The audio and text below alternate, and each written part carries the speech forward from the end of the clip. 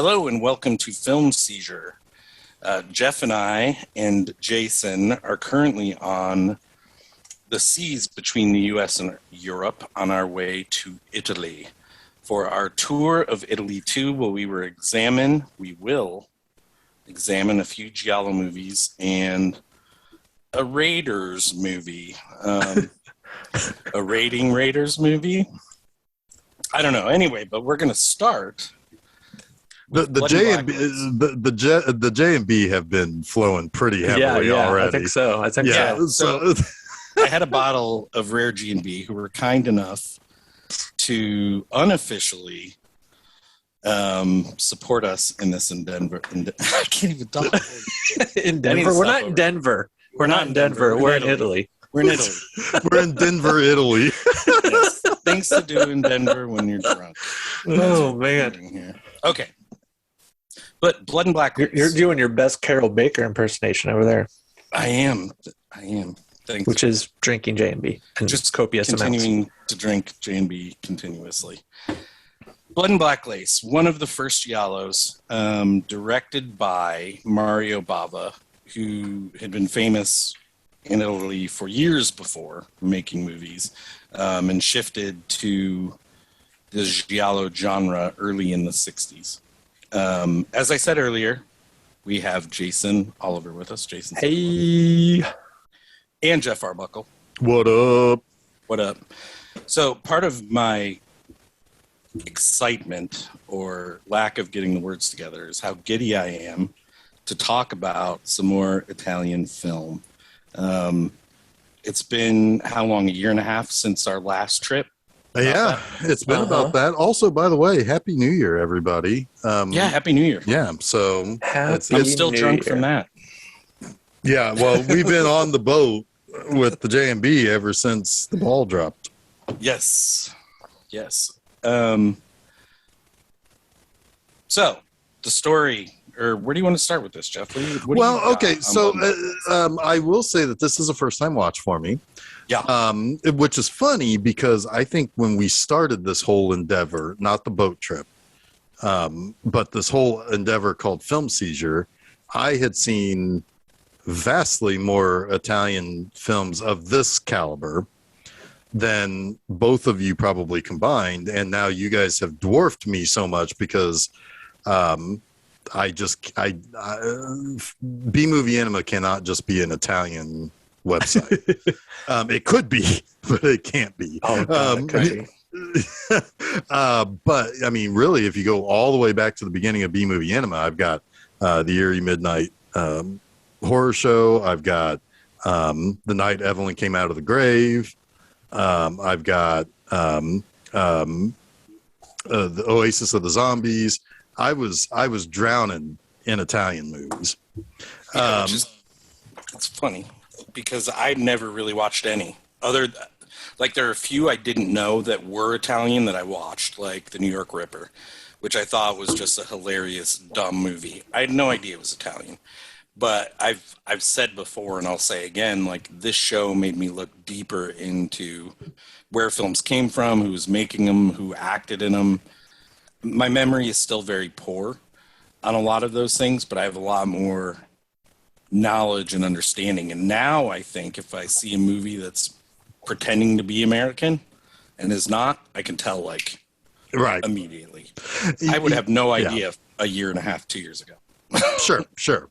Right. And, you know, the funny thing is that I actually mentioned Oasis of the Zombies.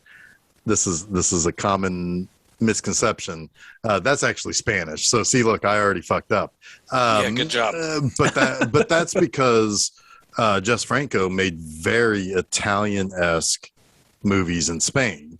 So you could very easily confuse those two if you weren't aware of what you're really looking at.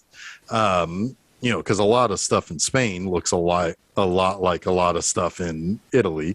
But that said, this is a first time watch for me. I am not unfamiliar with Signor Bava. Yeah. Because he made some really, really, really good movies. He also made a couple of really bad Hercules movies. that I've seen many, many times on the Mystery Science Theater. But like a Black Sunday is fantastic. Hatchet for the Honeymoon, that's good stuff too. So this stuff I am very well in shock. But he's not really shocked. His son kind of took over a little bit because that was about when he was getting sick there. But yeah, so it's like I am well familiar with this gentleman's work. I'm also well familiar with our star's work, but we'll talk about that. So, Jason, what about you? Yeah. Yeah. So a little bit of history here. I think that Blood and Black Lace is probably one of the first movies I saw that would be considered Giallo, outside of probably some stuff by Dario Argento. Most of Argento's work in the 70s, yeah. Right. It's interesting. We talk about what a Giallo is, right? And where it got its roots and where it started. It's kind of highly contested. You really got to talk to the people who were making the movies at the time in Italy to get a better sense of, what was happening in the landscape of movie making at the time, right? But a lot of people would probably consider Bava to be the first one to make a Giallo that looks and feels and follows some of the same sort of psychosexual themes as what eventually became popularized by Argento. A lot of people are kind of fast to give Argento the credit for Giallo, and there is credit to be given. He created the boom. He kind of created the craze with Crystal Plumage, right?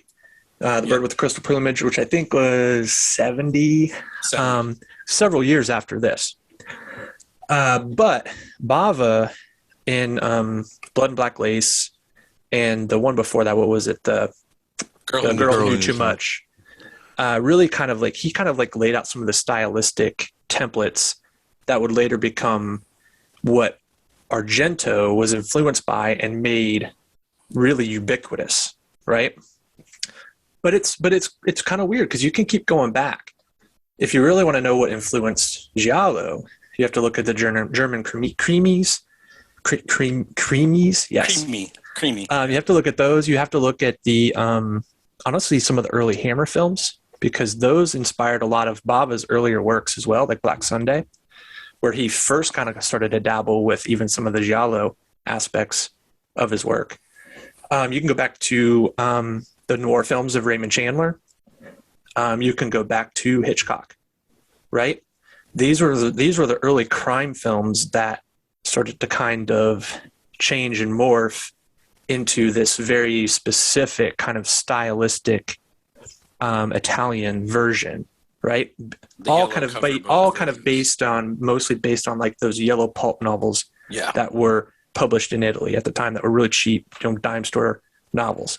But the yellow is important because that's what the edges of the paper look correct. Like. Yes. I find it interesting that, and this was from Wikipedia, and I did not know this, that maybe the first Giallo was a movie called Ossessione, which was based on James M. Caan's The Postman Always Rings Twice. Huh.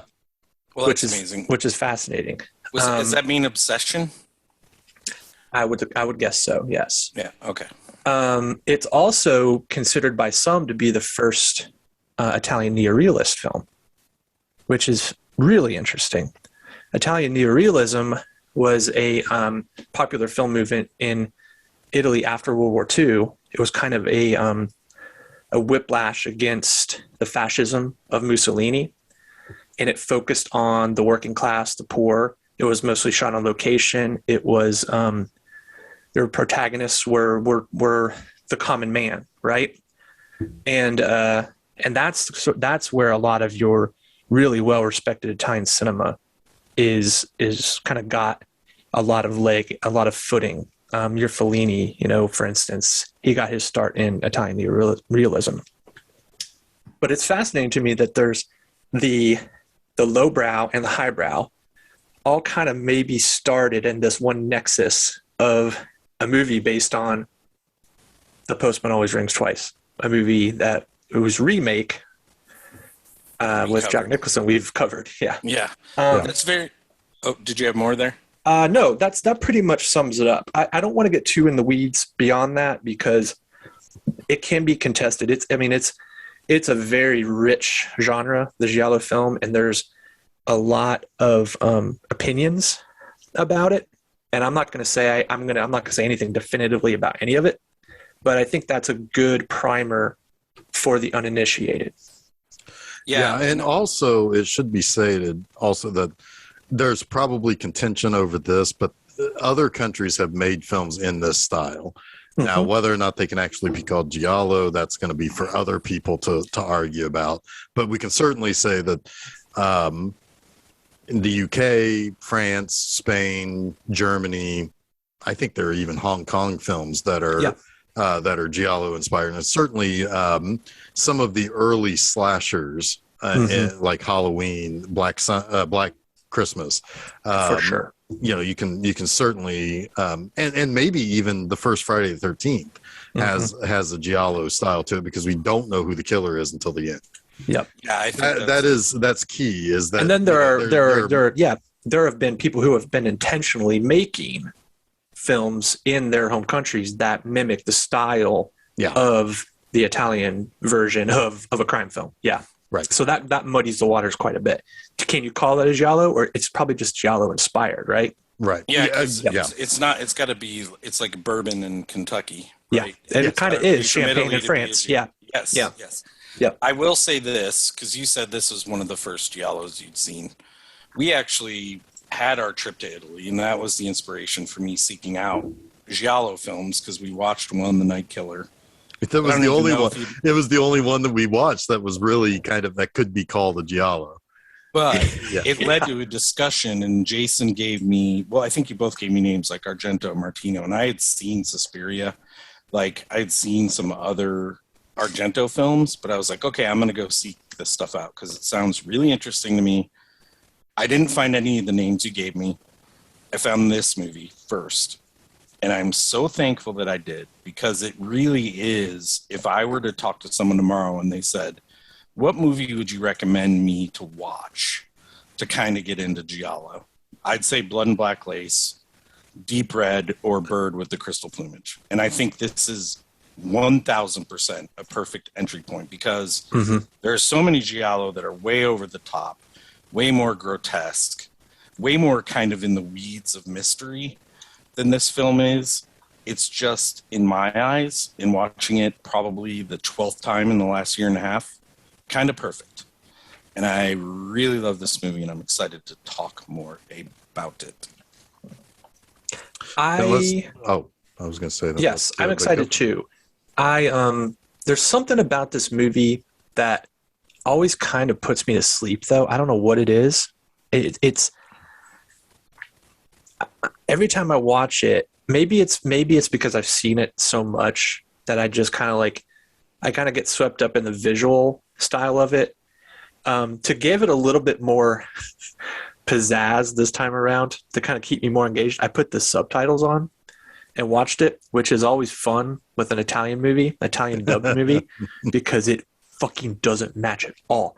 Like there are actual plot points in the subtitling, like the closed captioning, that are not spoken dialogue. It's wild. Yep. Really? Yep. So it's like, that probably is coming from the fact that some dialogue changes in the translation, for sure, and therefore the subtitles are probably like perfect translation. But there is text on screen when people are not talking.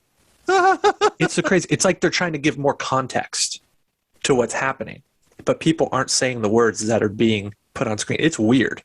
I watched it on Criterion. I don't know if what print they used, and whose subtitling they used, but yeah, that was pretty wild. And I'll talk about a couple moments, or at least one big moment when we get to it late in the film. Just from my understanding, because I watch it in Italian with English subtitles. You watched it in English with Italian I watched subtitles? it on Criterion, which is the dubbed version, Okay. but I put on the subtitling. Interesting. And I've never watched it. And the dubbing and the captioning are totally different. I started the Italian and then I realized, oops, I'm on the wrong video on YouTube.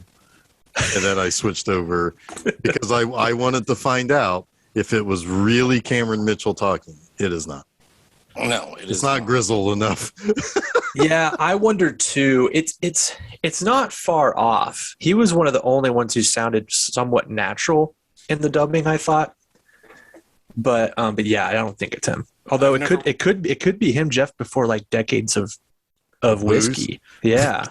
Yeah. I Honestly, don't know. It could be. I don't know. He was His dubbing I will matched say the the best too. I will say that the first time you see him in this movie, I was not surprised that he was sitting down. One other important thing to note about this movie is it was in Technicolor, which is not a way that you are supposed to shoot drama,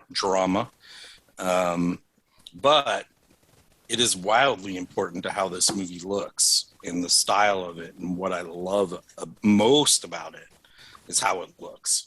Yeah, stylistically, I would have to agree. I mean, it's beautiful. The way it's shot, the color is a character in and of itself, and is the most striking thing about the movie. The plot, what happens is, it's especially now. If somebody were to watch this movie for the first time, they've seen 100,000 crime films, right? It's not bringing a whole lot of extra to the table there, but man, it has got the style in spades. Every shot is meticulous. I mean, Bava definitely wanted to make a movie that looked good and sounded good, and he achieved that for sure. And then along the way, he established so many stylistic things that were then taken by other directors, namely Argento. I mean, the visual look of Suspiria, in my opinion, does not exist without this movie. I agree. So anyway. Yeah, absolutely. Because this movie is very, very rich to look at, and it hits you right out of the gate. Can I just say that one of the best things I saw in my life are those credits? Yep. I love it's fucking amazing. Mm-hmm. I love that it's it makes me think. This is weird. You guys are gonna have to hang with me here. This might be the J&B talking, guys. But it reminds me of the old 1966 Batman movie because it opens with you seeing every character as if they're presented to you. Yeah. And I love that. It almost comes across like a playbill. It's like, here are our actors, and it doesn't matter how long they stick around in the movie because one person gets it real quick. It does not matter. You're going to see them, and you put a name to their face. Yeah, I don't know. Go ahead, Jason. Sorry. It reminds me kind of like I read a lot of Agatha Christie novels when I was a kid, and those are proto Giallo. Yeah. And those were the types of books that were published as the yellow papered books in Italy, and I cannot agree more about those opening credits. It's like here's your cast of characters. It's that playbill feeling. It's almost like a table of contents in a novel.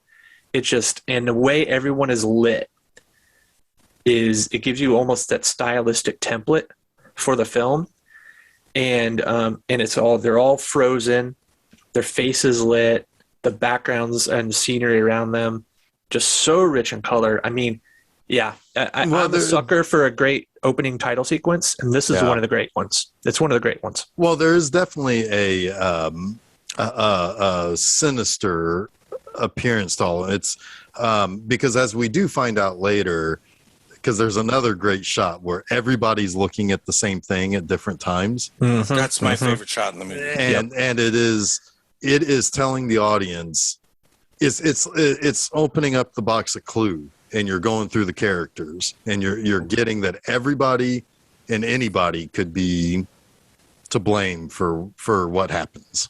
That shot is very Hitchcock, like unbelievably Hitchcock. But yes, it is excellent in this, and that's also one of my great criticisms, which we'll get to. All right, Is it doesn't pay off for me, but okay. Well, That's fair. It pays off for me, I think, but I don't have the same. this is the rare like 88-minute movie that could be made better by adding about 15 minutes. Well, this is Chuck, Jason, except for Fish Called Wanda, he's just gonna tell you everything you pick sucks. No. Yeah, because I hated A Fish Called Wanda. No, I said except for that. You're drinking too much. Jason and I have I? Why should I just sit here and just love everything about the movie? That's no fun. It's no fun. That's not criticism. This is not a criticism. Well, yeah, it should be. If it's not, what the fuck are we doing? Okay, let's get back to the movie. That's what I've been doing for 200 plus episodes. What the fuck are you doing? To be honest, to be honest with both of you, we're in Italy, and that can unnerve anyone and make them say shit. But Jason likes. Oh, is the boat docked? Are we here? Anyway, Jason likes this movie. I know that. I know, but he wants to critique everything that you brought to the. I mean, I think it's fine to critique it. I do. I like this movie a lot. I like this movie tons. I'm just joking, guys. Come on. Oh, I'm sorry. Too much J&B. Good Lord. You know what's funny about this? I'm mainlining the J&B. I'm snorting it. I got a J&B tampon up my butt right now. Nobody else can see this but you two. It says rare. It says rare. And as we all know, this fucking J&B is not rare. It is in every Italian movie ever. It shows up in The Thing. And I really want, in other movies, I really want someone to compile the J&B supercut. Yes, every film that has, or even like a Twitter account that just posts. Well, Chuck, what are you doing? Go get that. Yeah, I can do that. That's what you could be doing with your life. But let's talk about this movie. All right. It starts with a really great looking scene of a sign falling down and swinging in front of it. I like this a lot too, because as it swings back and forth, you can see the action inside this building. It's great. Yes, it's so beautiful. And what I love about Bava is he's always looking at this stuff. And I don't know if he has a great cinematographer. He is. His eye. Yeah, right? his start is the cinematography. It's his eye. Yeah, sure. Yeah, absolutely. And we have this great jazzy crime music playing as it comes in. Can I talk real quick about the theme that plays during the credits and because there's a lot of that. I also was getting a little bit of that early James Bond, the early John Barry still jazzy scores, and with that mixed with the stuff during the opening credits felt a little bit like those two movies that weren't done by the normal guy, From Russia with Love and Goldfinger, where there's actual action happening in front of you as this is kind of being rolled out for you with this kind of jazzy theme. I was at home with that. That's awesome to hear. I like it a lot too.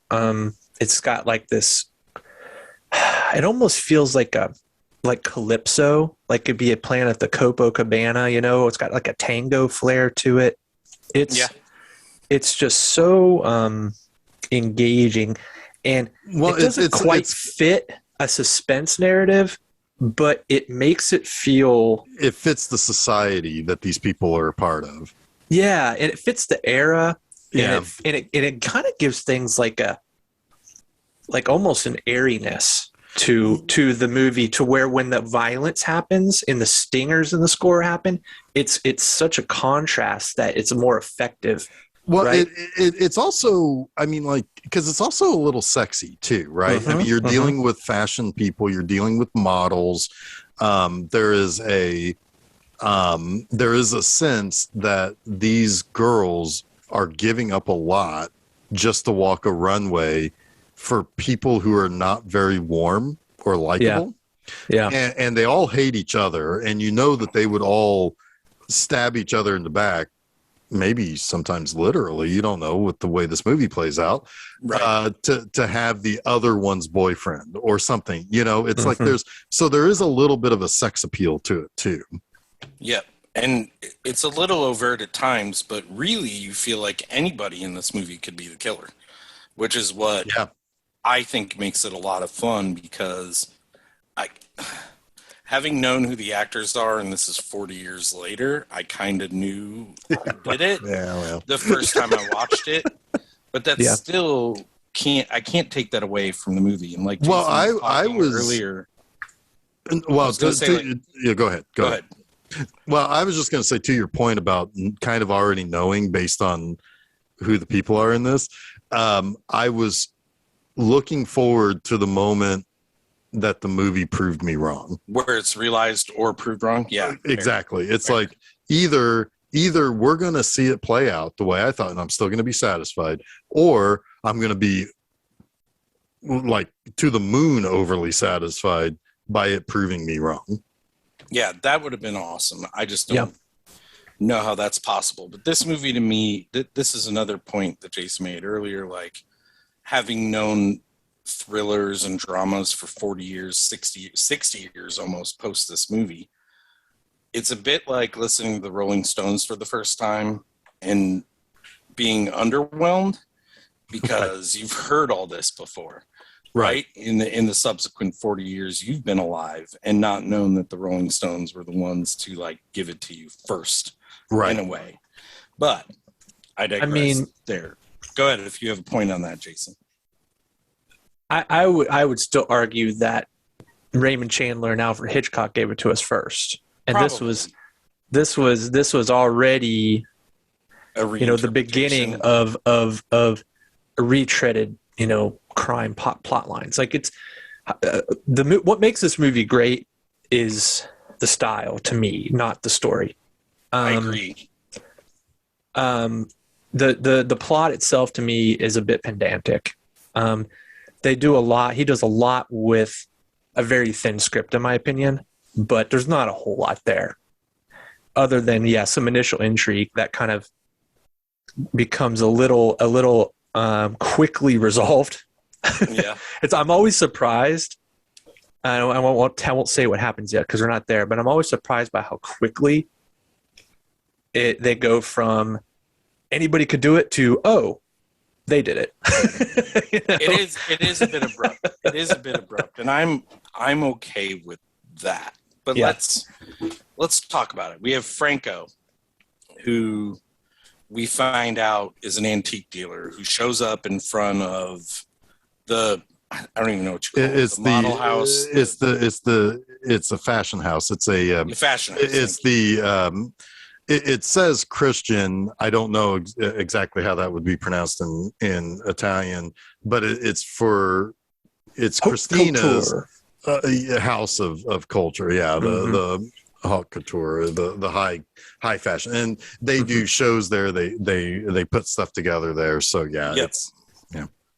Yeah, so it's a little bit of a campus too, or not a campus, but a dorm of sorts, because it seems like some of the girls live there too, or live nearby together, as if they're put up there as part of their job or something. Yeah, I do like the setting of this movie a lot, and to me, this is another reason why Suspiria, it's debatable as to whether you can really call that a Giallo film because of the fact that it has a supernatural element to it, but I do feel like Argento again was trying to take, all right, what's another setting of high society that I can use, and he takes ballet and he puts we have ballerinas now instead of models, right? Runway models, and there's definitely a parallel there. Well, and it's also, that is also introducing murder and intrigue and this kind of underbelly stuff into yes. a world that most people can't imagine it existing. Yeah, Like backstabbing and the three of us are cheating lovers. Yeah, yeah. I mean, the three of us are cynical enough to know that shit is petty as hell, you know. But like back then, or to some people who are just so taken by that, like, you know, there's still a lot of people in this world that are so taken by celebrity that they can't imagine the celebrities are bad people. And it's like, all Camelot. Yeah. Right. Yeah. And it's like, yeah, but they probably mostly are. But Camelot was pretty fucking backstabby too. Let's not go to Camelot after all. It is a silly place. Can I get back to the movie now? Yeah. Well, yeah. No, that was all good stuff. I'm being a jackass. So we have Franco showing up, and he's itchy, he's scratchy, he's in dire need of something. We don't know what yet, but all of us cynical people know. We know what's up. We've known people like this. Yeah, and he's talking with Nicole, and Nicole is like, "Well, why don't you ask Isabella for the stuff you need?" And he's like, "Well, I've had a fight with Isabella, and she stole mine, right?" And they kind of disperse, and then we have a car roll up, and Isabella pours out. I don't know why. This is a weird part of the movie for me, but I'm going to let it go because we need a first kill, right? Instead of going into the building, she runs into the park near the building. Well, I'm guessing she's probably going to do a little bit of that stuff that she stole. Maybe she's going to cop. I don't know, you know? Yeah, but she runs down there, and she has the first encounter. Oh, wait a minute. They said that, didn't they already say that she was already late when she arrived?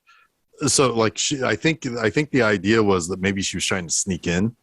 Maybe she could have been. Maybe she knew because she was constantly late. Yeah. Maybe she knew of a secret passage that we see later in the movie. But she has the first encounter with the killer, which has to be, in my estimation, iconic. The blank face, all in black glove killer. It has to be iconic, right? Even if you don't know. Sure. And he looks awesome and scary for even today. If that showed up in the movie, I'd be like, that's fucking scary. That's it's scary because it could literally be anybody. Right. You know. Yeah, 100%. And you don't know I love it later on when the witness is describing it to the police. He's like, they asked, was it a man? It's like, I think so, but he didn't have a face. I love that. Mm-hmm. Yes. He says 100% a man. I think he says it was absolutely a man, but he didn't have a face. Mm-hmm. And then our detective, who is all-knowing but unable to figure out this thing, says he's probably wearing a mask. He's all-knowing in the sense that he just doesn't trust anybody. So he's going to be right about someone. Yes. That's him. That is my dude. But Isabella gets choked out, beat against a tree, and killed. And they show her getting dragged out, panties out, to who knows where, right? And then we meet Christiana, who is the madam of the place. She's the owner, actually, of this house of culture, I think, as you called it, Jeff. Well, it's a fashion house. It's high culture is what that stands for, but it's a fashion house. Yeah. Well, we actually, right before that, we meet Cameron Mitchell, who is the manager of this fashion house, and he is talking to Christiana about how. Well, Isabella is a screw up. She's always late. A screw up. She's always late. If she's late as she was yesterday, which is she never fucking showed up. Right. Basically. Which is she is going to be as late as she was yesterday then. Yes, there's no way around that. But she'll probably get fired at that point. And well, yeah, because he's like, yeah, just get rid of her then. Like he's actually telling the owner, yeah, just fire her then. I don't care. You know. Yeah, and he has this kind of wry smile on his face when she walks out, and that's like a huge tell. Just in general, after the days. fact, yeah. Yes. Yeah. But even these days, like if I had saw this movie yesterday for the first time, I'd be like, that motherfucker. I know that motherfucker. He's that guy. It's like, he's that guy that we've often seen be a bad guy. Yep. But Christiana walks through the house, and we have this really. I love the art. I love the red. Not models. The red. Oh, it's the mannequins that that they basically are fitting. It's the what do they call that? It's the seamstress mannequin. Yeah, they put the clothes over them and fit the and they fit it. Yeah, whatever, what have you. There's just some great like looks to all the sets in this movie, and we kind of get a few like single run through shots of that little set, which are really cool. Which we'll talk about one soon, I think. But Christiana finds Isabella stuffed into like an armoire or a coat closet or a dress closet, whatever you want to call it, and she screams. And then we meet Inspector Silvestri, the nicest guy on the planet. I think you have some thoughts about this guy. Yeah, this guy has the he has the personality of a member of the Gestapo. At one point, he tells a guy who had a albeit we already knew was a phony alibi, but he tells the guy, and the other guy is there, and it's like, yeah, he was with me the whole night, and he says something about, well, considering the time of this, and this, your alibi means nothing. Yeah, like, somebody died after your alibi. Yes, it doesn't mean anything. Yeah, and he's just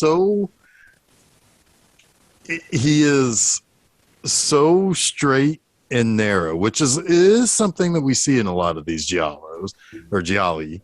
Well, I'll use the proper plural there, but it is something that we see in a lot of these where it's like the police inspector is so rigid, he is unflappable, and it's hard to say if he's ever exactly right, but he could always make the argument after the fact that he was right, and he'll do it in the most dickish way possible. Maybe that's probably the right word, right? But yeah, this guy is. I wouldn't want him questioning me. Let's put it that way, because it's me neither. Because it's like, well, sir, I'm not even in Italy. It's like, well, your alibi means nothing. Somebody died in the United States. But he's also kind of a bad questioner because he doesn't ask follow-up questions. He just the one lady, Christiane, she's just like, I don't have time for this, and just walks away. Yeah. So which he's like, all right, well, and he's like, well, I guess I'm not going to follow up on that line of questioning. It's kind of goofy. Well, he pretty much already knows two things. One, that because a pretty girls are being murdered, it has to be a sex maniac. Right. And number two, only sex maniacs are men. So he only ever detains men. He's actually kind of a bad inspector. He sucks. Kind of I was going to say that in this era, in a lot of the gialli I've seen, the investigator is always a vehicle to spur the killer into action. That is true. Not really like a really solid investigator. Right. Well, this guy is so good. He's so good at copping that he forces the killer and or killers to fuck it up. Yes. Yeah, that's what he's good at. That's interesting because that's where I think the Giallo, and I'm going to mispronounce this wildly, the Polischietti films. Poliateschi? That's what I always Poliateschi, whatever. The kind of differ, right? Because the policeman, the inspector, is like the main protagonist. It's like Dirty Harry, right? It's cops versus criminals. And it's not a murder mystery generally in those where there's this unknown criminal. The criminal is known, the cop is known, and they go head to head. And it's a battle of wits, right? Who's going to come out on top? And it's always the police, right? So it's kind of like this weird kind of reaction to the neorealism and also this this post-fascism world where the police authority isn't used to having to play by the rules. They want to break the rules to catch the bad guys, and they're constantly at tug and war with what law and order really should be in a democracy. Right. Yeah. Anyway, That's interesting. we don't have any of those this month, but maybe in our tour of Italy for Evil Dead 10. I thought Jaws you were 8. yeah, I thought you were gonna say that we didn't have any of those in our country. Oh, ha. So one other thing to note, we have Marco, who I think is just a seamstress almost, for lack of a better term, who helps get the models into their clothing, measure stuff, make sure they're looking good before he sends them out. He has a really cool shot behind a wall, like a kind of a half wall, just before Silvestri shows up, where he's apparently doing drugs, and we have the mannequin in the forefront. He is often painted as the most likely person, I think, to have committed any of this stuff in this You're movie. talking about the guy that is he the guy who goes out to fix the sign at the beginning, or is he Yes. the guy? Okay, Yeah. Yes. because the other guy I kind of thought of too is the guy Franco. who's okay. Franco is like the too obvious red herring. Well, wait, Franco's no, the Frank. antique. Franco's the antique guy. Yeah, he's Yeah. the boyfriend, the cocaine addicted boyfriend, Franco. Marco is the guy who puts the stuff Right. on him. The other guy that I thought Frank- was Frank Black. No. I mean Jack Black. well, no, I was going to say the guy who's a dead ringer for Peter Lorre. Yeah, he looks like Jack Black too to me. Oh, okay. Well, But yes, I was going to say that the Peter same Lorre dude. thing is a little bit more apt because I feel like both of his eyes could point in different directions at any Fair. moment. Fair. I thought that was Columbo. No. well, well, one had a glass eye. Peter Lorre, I think, was just crazy enough to do Oh, it. you're right. I should have said that. My bad. Did I just get canceled for the first time on film? I might have. Well, if you've done it once, might as well go for two. Can I say I can I had say mentioned too a guy that who it's has really weird hard to eyes. follow the names in this movie when It is. well on a good day it's difficult. It's even more difficult when you watch it with dubbed and subtitles because the names are different. They used the original Italian names in the subtitles, but the dubbing was using the American names. Right, because Holy shit, that's confusing. They Yeah. don't even use the names of characters enough in this movie No. to begin with. Only some of the, like Franco is the most named, like constantly. Marco is Other the only people, one I think that it's like the same in both. Well, yeah, because Cameron Mitchell's Massimo, which is Max. In Franco English. is easy enough because it's Frank and Franco. Yes, he's Massimo, but they also call him Max. Or, Well, Massimo Moriarty and Morlacchi. Max Moreland is his English dub name. Yeah, yeah, that's I've never fun. done that dub. That's funny. It's wild. It's Yeah. wild. Pop Also, it on for shits and giggles. You've got it, the Criterion Channel, I think. I've it's got pretty every fun. copy of this movie. I love it. the other thing is also the cigarette budget in this movie is out of control. It's out of control. Yeah, it really is. Let's put it this way. We all know why Cameron Mitchell died 30 years later because he's never not smoking in this movie. I mean, between the smoke and the booze, one of them's going to get you. Okay. Inspector Silvestri shows up and inadequately investigates everything, and then he leaves. Right? Right. Then we find out during that Peggy was Isabella's roommate, which is kind of an important note. They're all living in either an apartment or a house or somewhere together. But Peggy is really broken up about this. But then we kind of break away from all this because somebody has let Silvestri know that Franco and Isabella were dating, right? Right. So the inspector visits Franco and says Franco says, we're friends, not lovers. He didn't know about the cocaine and blah, blah, blah, blah, blah. And then afterwards, back at the model house, they're searching for a brooch that Isabella was supposed to wear with a black dress to her next show, right? Right. Which occurs in that house. She was the next person to go out on the runway. Yes. And while they're looking through boxes where gift boxes where she supposedly kept her stuff, Nicole, I think it's Nicole. Yeah. Well, Nicole is the one who ultimately claims she finds it. the diary. But she finds the diary. Right. And that diary is hot shit.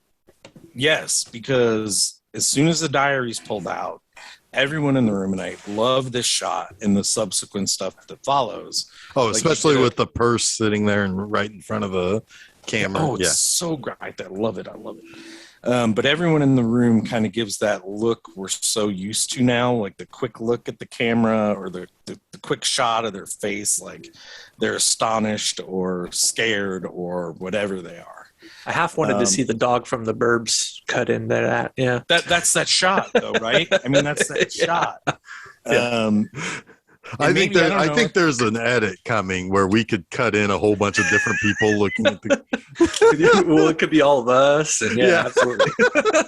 But no, apparently Isabella knew everybody's secrets. Yes, and she kind of everyone owed her money. Everyone either owed her money or she knew information on them that could get them in trouble because they're all very fucking leery about. This is like where I feel like the movie could have been fleshed out a little bit, and we could have gotten into some of the more nitty gritty of that knowledge. Right. I would have liked to have seen the journal change hands a couple times more than it did. Oh, because it never does. Nicole takes it and keeps it. Yeah. And then starts burning it.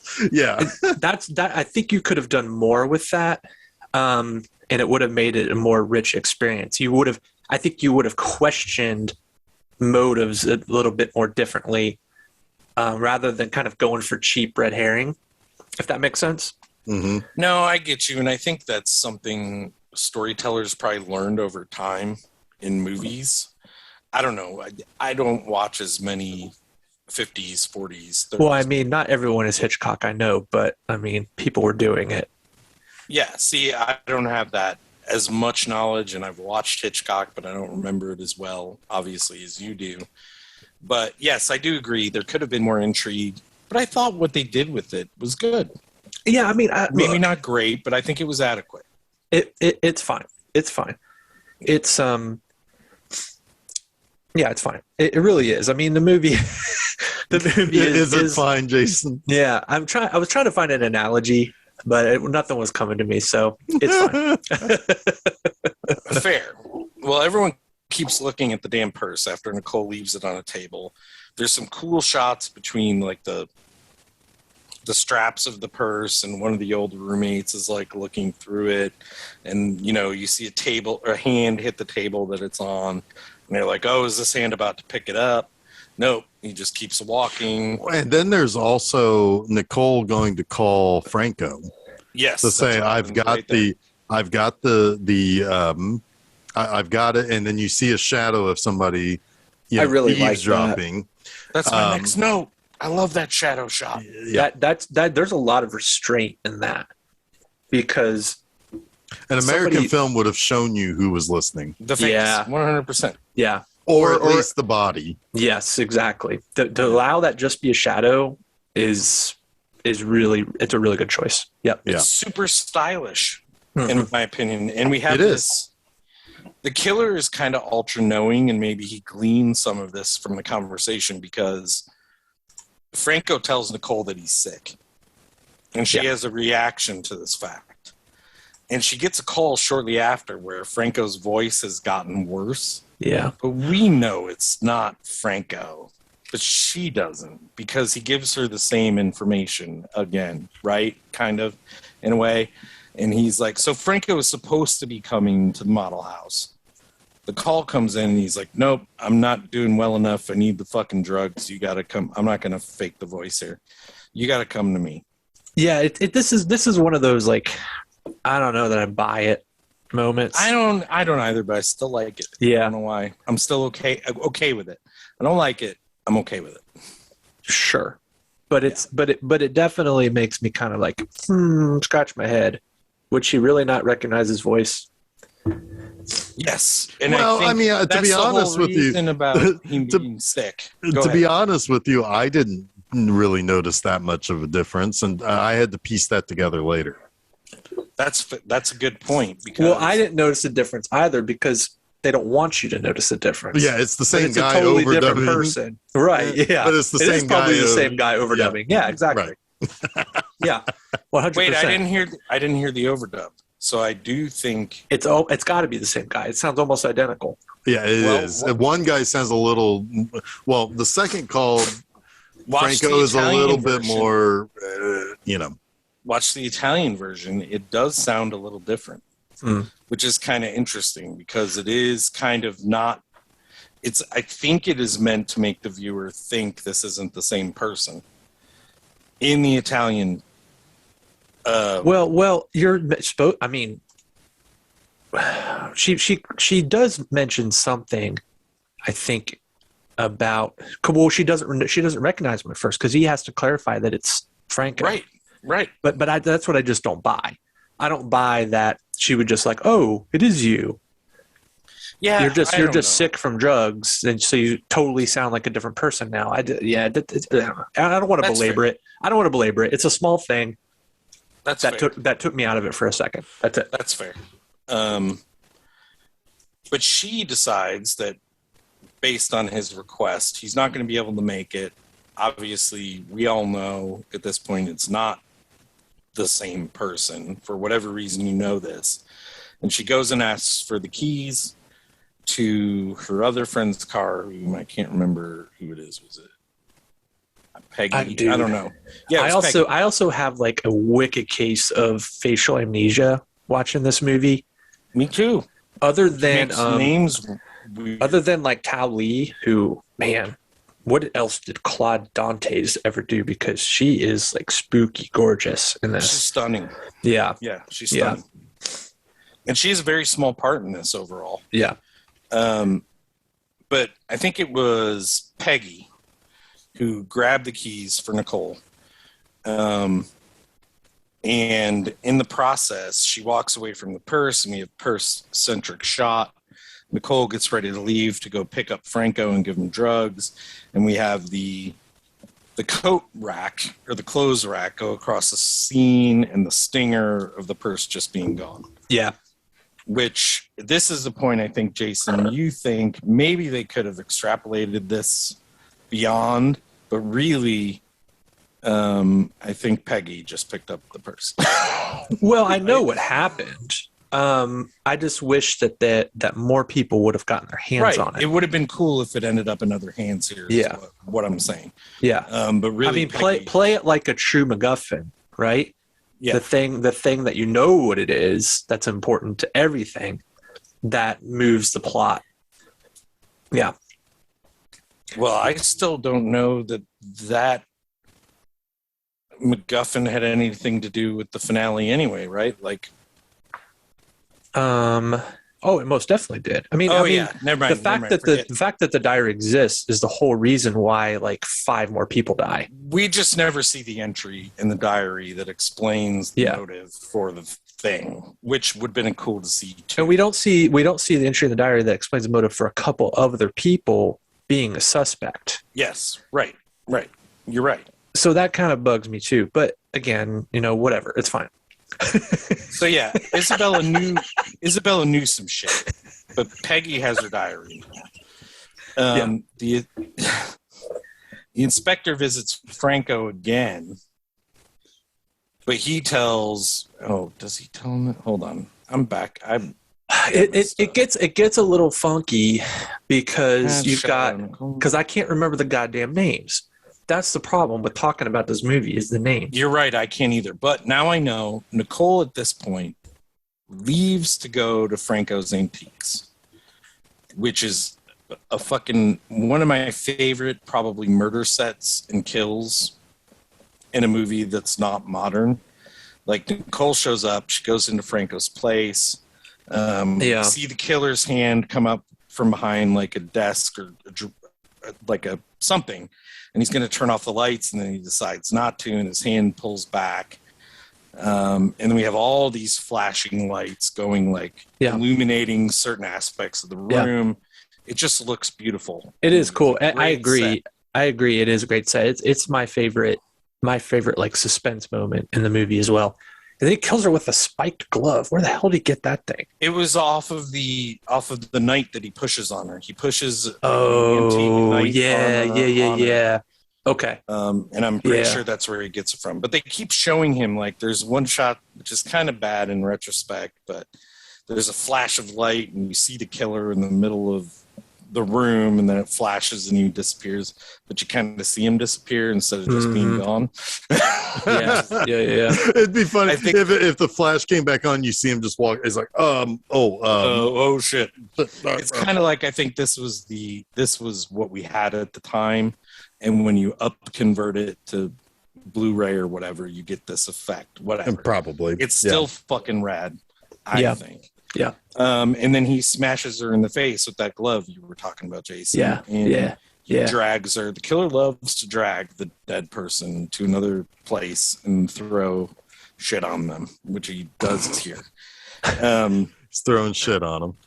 Yeah. He throws the antique knight garb on her. So then that somebody witnesses the car like peeling out.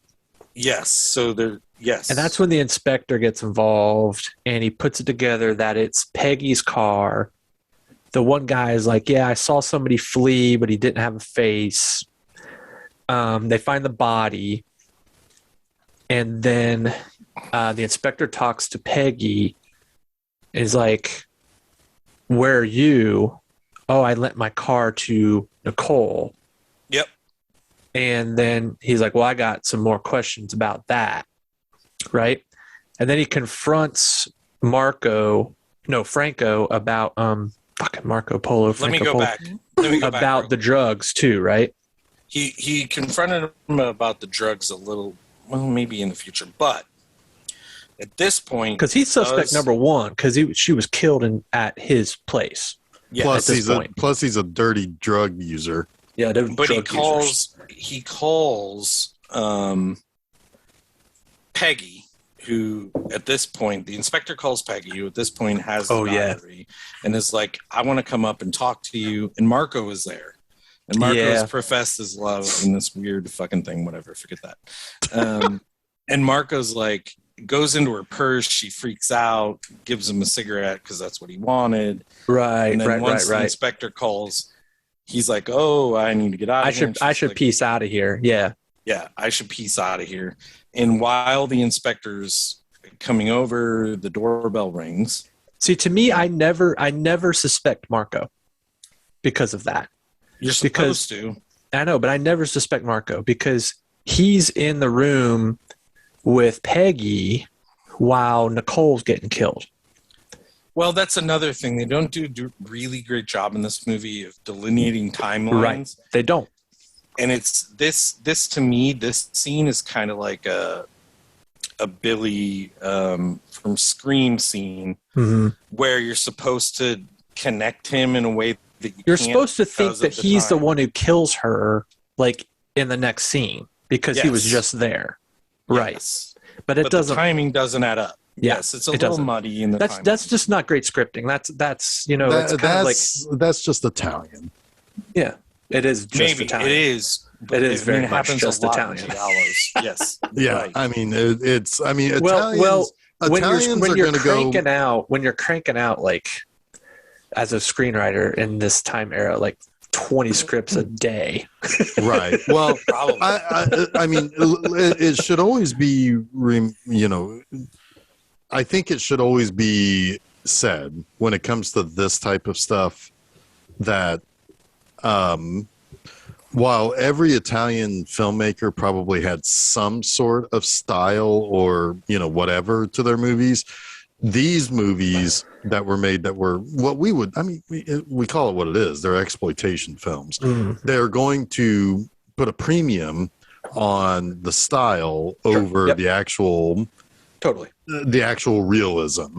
So, you know, like the first thing you got to think of when you sit down and watch Suspiria is the colors sure are pretty. A lot of this ain't going to make sense. It doesn't matter. You're going to be satisfied in the end. Yeah, I think that's fair, but I also think that our generation was fooled by The Sixth Sense, which gave itself away way before we ever figured it out. I think this generation didn't have the same... They hadn't been led to this point where they're figuring shit out all the time, right? Like, I have a way more discernible eye post Sixth Sense than I did before it. I don't know, though, because there were still Agatha Christie novels. Yeah, but I didn't read them. There was still Hitchcock films. I know, I'm saying there's a majority of the audience that doesn't. But I don't think it's an excuse for bad writing. For sloppy plotting. Yeah, that's fair. But if you could get away with it, you could. Like, I don't know. That's the fucking Italian motto, man. Right, and I'm okay. I am okay with that. Go ahead, Jeff. I think I interrupted both of you there. No, I'm just saying that it's like this is certainly these types of movies, and every one that we're going to watch this month is going to certainly they're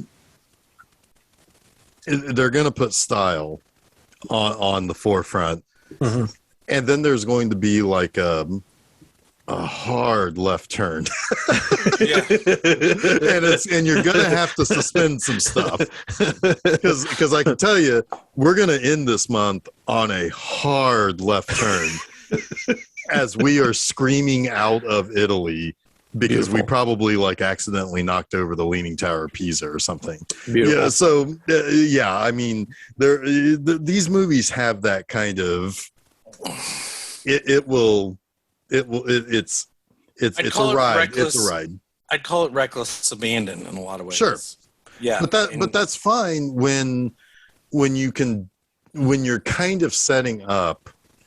Like I didn't sit here watching this movie thinking, oh, it's got to be this, or this, because these people, it can't be anybody else. It's got to be these things. Or I didn't sit watching, you know, the bird with the crystal plumage saying, oh, well, you know, it can't be all of these things, or it can't be that, you know, it's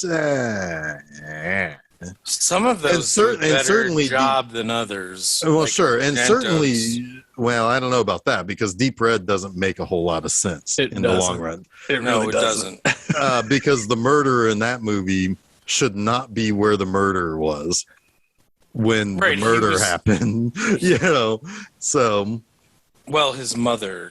Well, that's true. That's true. But I mean, at the same time, though, it's like the drunk guy at the wall was not the killer of that kill that we saw. But I know what you're saying. I know, but like I'm saying that the problem comes beyond that, where there's, you know, a lot of these movies are going to have wonky motive, or they're going to have wonky red herrings, or there's always going to be a second person involved to help make other things. Yeah, and again, when you're writing 200 of these a day, you got to come up with 200 motives a day.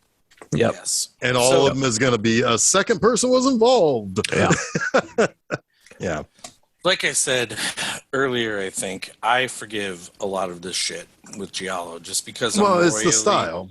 I'm royally entertained and there's great style. But there has to be more at play for it to work. Like, not every Giallo is good. There are a lot of them that just are not good. No, I agree with that, but I like a majority of the not good ones too, just because I'm entertained. But I 100% get what you're saying. I really do. I'm not saying that all Giallos are good because they're not, but a lot of them are entertaining too. Well, Night Killer sure as hell wasn't. Oh good. my god. Yeah, but I was entertained by that. Fair enough. Do you want my copy? Yes. Okay. Yes, I will take it. Yeah, he would definitely take that.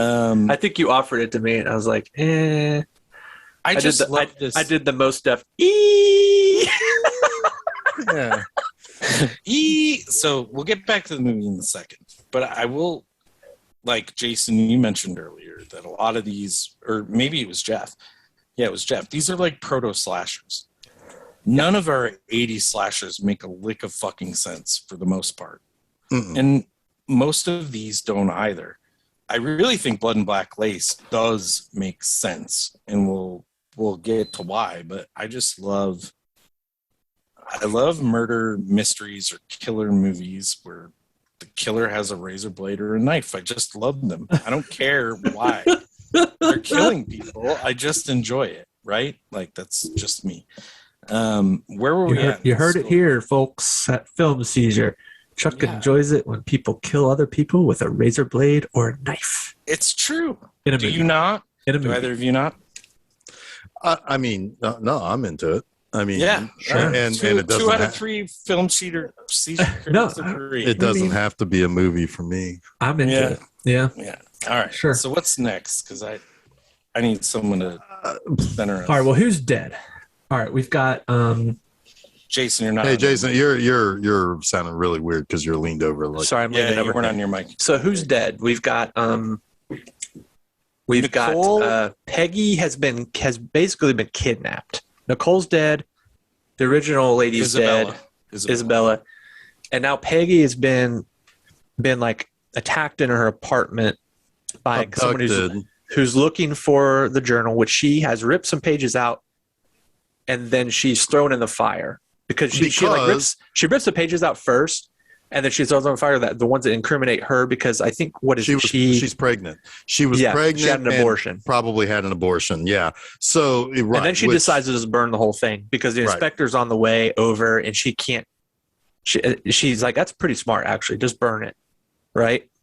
And then before the inspector shows up, our masked killer shows up, and he wants the journal. He whispers in her ear that he wants the journal. She says she burns it. He doesn't believe her. He knocks her out. The inspector shows up, and he's got to like sneak her out of the building, and he takes her like into the basement or something, ties her up, and tries to question her again. She's like, I burned it. What do you want? And he ends up killing her by like burning her face on a furnace. Yeah. Yeah, it's pretty fucked up. Yeah. Yeah. By the way, yeah, the spooky chick with the short hair, she could definitely be potentially Vulcan or Romulan. Oh yeah. She has that look for sure. What did you call that one woman from what Was that movie? Oh no, it was Walking Walking Dead. Dead. Yeah, she was a Vulcan. It's that haircut, man. It's the haircut and the weird eyebrows. Anyway, yeah. So basically, yeah. So he tortures her, but never gets. He kills her before he tries to get any kind of an answer from her that he's satisfied with. That's bad killing. Yeah, but I also think he believes her.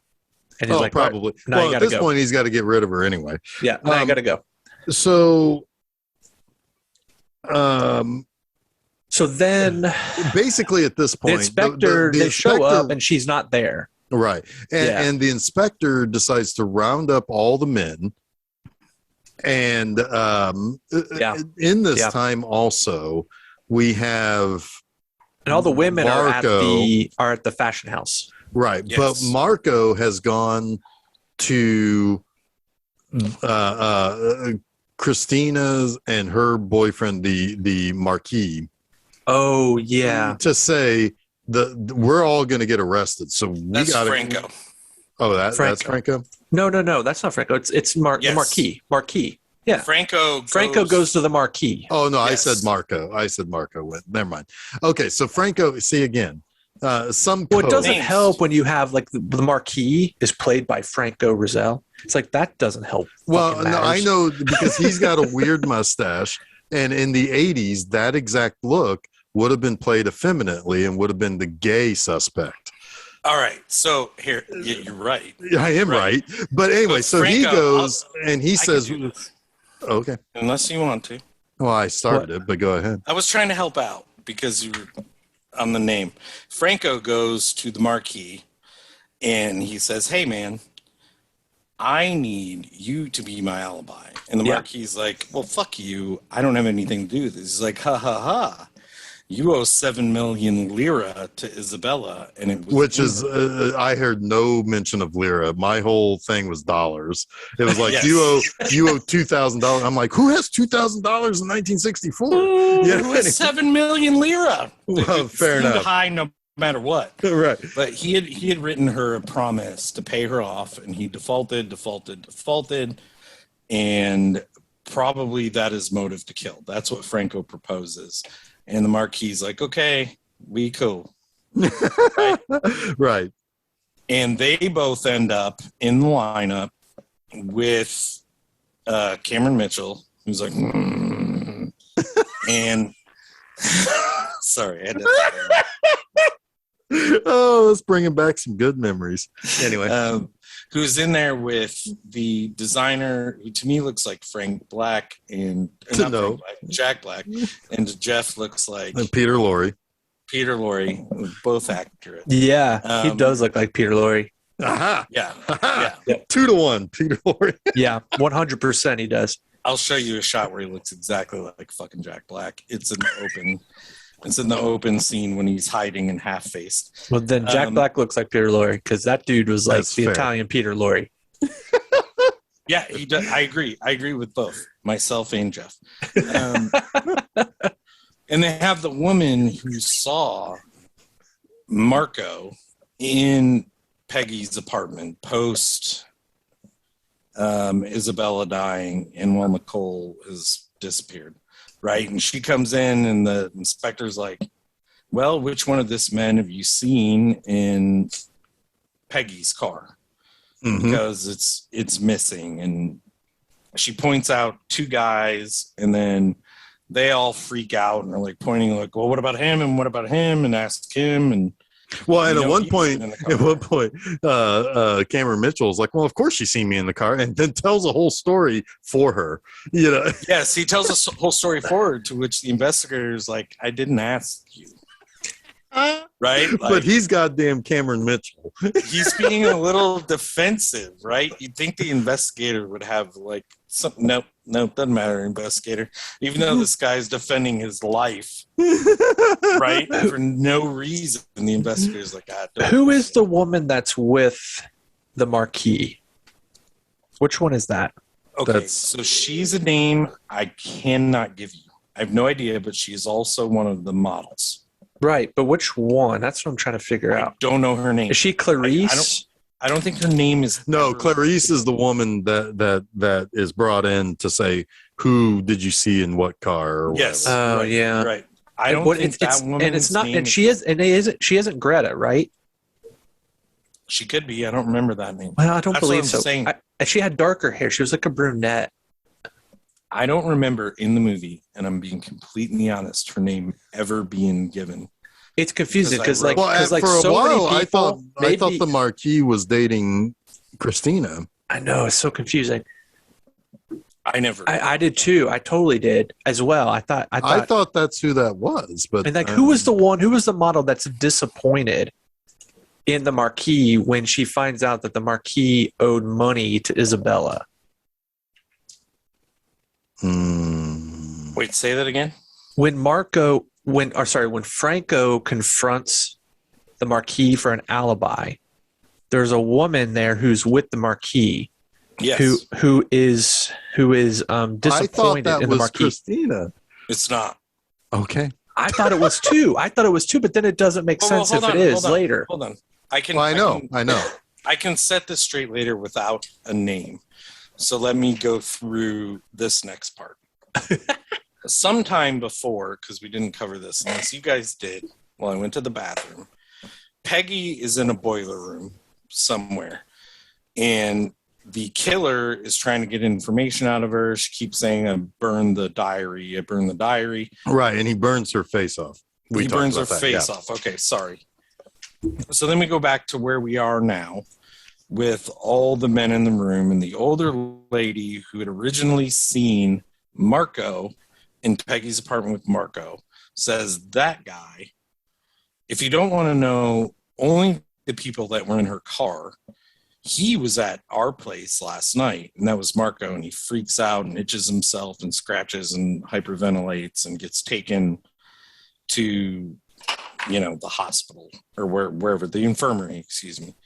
The rest of the 4 men are kept overnight, right? Yes. While they are kept overnight, the manager, played by Cameron Mitchell, is given a call, which we don't see on screen, but he calls Christiana, who's the owner, and he says, hey, we're all going to be here overnight. She's like, oh my God, why? And has this actually kind of beautiful acting. I thought she did a great job with that call, like looking like mortified and stuff. She sends all the women home, and one of the women she sends home lives way out of town, who is the Marquis's girlfriend. And that is the woman Greta. whose name... That's Greta. That's Greta. That's but Greta. I don't think that was the same woman in the room earlier with Franco. Maybe it was. No, that's Peggy. Wait. No, what? Peggy Franco? was in the boiler room. Peggy's What do in you the mean? boiler room. What do you mean, Franco? Peggy's got her face. Stop. I'm talking about when Franco confronts the Marquis. No, to get the same to get an alibi. It is so the same so the same woman in the room then is Greta. It might Same be. woman- But again, I have Same fucking woman- facial amnesia. and I Same can't. woman in the room then lives with the Marquis. She's the one who has the body in the boot. Yeah. Well, Right. she also Okay. said the line. So it is the woman who lives with Marquis. Okay. Yes. That would make We're sense. also- 1,000%. That would make 1,000%. sense. Okay. She also says the line after that phone call when Christina finds out that all the men are being detained overnight. She says, "We're all women left alone." Uh-huh. Yeah, that's Yes. different. That's different in the subtitling. It doesn't specifically say women in the subtitling, which I found interesting. Yeah. Well, we're Americans. I mean, we can't let our women be alone. Yeah. Well, they make note of the men and the women, the men all being up and the women all being out. Yeah. It's kind of when she leaves, I knew the moment that she backed into the tree. It's like, ooh, something's in the trunk. That's for real. Yes, because they had showed the sexy woman Jason loves too, not loves, but the woman you had mentioned earlier, standing by The boot Vulcan of her car. Romulan. Yeah, the Vulcan standing Romulan. by the boot of her car, which is another kind of red. Yeah, it's like, ooh, can it be her? Yeah, I love the fact that Greta says to Dao Li, it's like, well, can I just stay with? Will you just come stay with me? She's like, no, you live all the way out in the fucking country. I live like just down the street. Why would I do that? And then she's like, well, I could stay with you. And then she's like, nah, you'd just be more scared. Yes, I feel like that. I feel like you like her so much because that would be a response you would give. She's hilarious, man. That is the funniest response. Nah, you'd just be more scared if you stayed with me. But what's great about Go her home. is- I want to be alone. What's great about her is she does say all the men are detained, and I'm sure one of them is the killer. I'm sure one of them is the killer. So you are right. They're giving you like, ooh, could it be her? Is she the killer? Yeah. Yes. And what happens next? We see the boot of Greta. I think you said her Greta. name is. I can never figure out her name is Peggy. Burnt face Peggy, and she burnt face Peggy. Yep, my old ball and chain. Old burnt face. She has the slowest, like, I love her butler, or the guy who runs. Oh God, yeah, he's so good because he's always showing up to do, like he just wants to offer her something. Yes, but he walks so slow and methodical. Like, you can tell he's not an actor, but he's doing his fucking best. And God bless that guy. And if he's been in any other movies, I'm sorry, but he definitely was not an actor. Not in this movie. Yeah. But she unexpectedly drags the body up to the room. I don't know why. Maybe, I think because she thinks the Count maybe has a reason to kill Peggy and other women, and she's trying to hide it. That's what I think is fun about this movie, is everyone acts like stupidly because none of them know what's going on, and every one of them thinks something might apply to them in some way, right? It's not articulated in the film. I'm probably just putting my own thoughts on it, but all the ridiculous action, I feel like, is because people think they're doing the right thing, right, to protect someone else. Maybe wrong, but that's my thought. So she drags the body up, puts it behind one of those dressing, I don't even know what you call those, like dressing. Are those like a dressing curtain? Well, yeah, like a all, privacy all screen. Slatted, Privacy screen, yeah. There you go. Yeah. It's a slatted privacy screen. That's good. She puts the body there.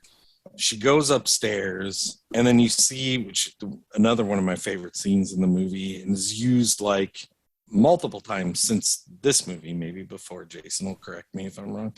The body slides behind that privacy. Oh, yeah. It's really cool. I really like it.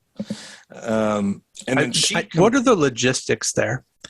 Because the killer's she's under the stairs, but she's under the stairs. So which way is she sliding? She's sliding toward the stairs. Right. That doesn't make any sense. To the bottom of the stairs, because how are you going to get out? How are you going to get the body out? You're pulling the wrong way. No, she's trying to hide it. No, I'm talking about later, because when she comes out, before she gets murdered, the killer has moved the body and like stages it, which is very proto slasher. Stages it to fucking spook her. Ooh, spooky. But that's what she does. Like that's what the shot you're talking about, right? Is when the body is moving. It's just logistically, spatially, it was confusing for me. It's so cool. Jason, this is an Italian film. I know. I get you. I'm trying to give it the credit it deserves, though, Jeff. They don't have to. It's an Italian film. No, I get what you're saying, Jason, but I also think that's the style versus substance thing. Oh, totally. It's just a cool shot.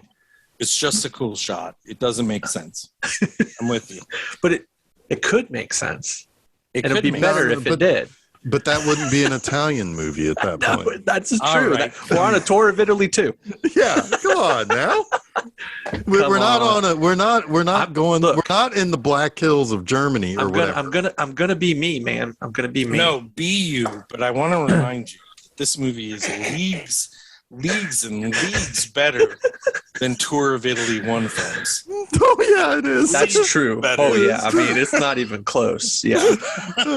I mean the only thing that we've taken away from from Armando Italiano was the little weird boy from. I do think it's Burial fair. Ground. I do think it's fair to say that the more attention I want to give to the criticism, maybe equates to the better the movie is. I agree with that. 1,000%. This movie deserves criticism because it is good. Because it's good. It is good. Unlike Burial Ground, which is just fucking bonkers. Or unlike Burial Ground might be the best movie we covered in the first tour. And that's staying very Robo War is pretty good. I think Burial Ground is my pick though, but Robo War is awesome. Yeah. I mean, I picked all 4 of those movies, and Chuck has done a much better job than I have. And he's only picked 1 so far. Well, Jeff, I'll just stop and thank you for giving me the license to move on from that and find love in these films. So the Marquise lady, Greta, whose name I could never figure out, thank you for telling me, comes down the stairs, freaks out because she sees the body, and then she gets choked out by the killer. Obviously not one of the men, because not one of the men that might have been a suspect. Right, at least none. It's probably that old butler guy. Yeah, it probably is, because he is a dick. He only makes tea for people. Right. So obviously now we've gotten the shift away from, which is kind of classic. I mean, it's, you could probably, I mean, if Jason hadn't gone to the bathroom, he'd probably call it, pedantic or whatever, or he Oh, might, come on. or whatever. But but the thing is that he would have said something to the effect of course, you got to figure out a way to get all of the men detained, so that Right. you could have this scene so that it throws you off the scent of the men. I don't know. If Jason wasn't here, maybe he'd say that, but I feel like this isn't okay. Myself, all these men deserve to be there. Sure. Like, I really do. But I guess that doesn't matter. It doesn't really matter. So anyway, so at this point now,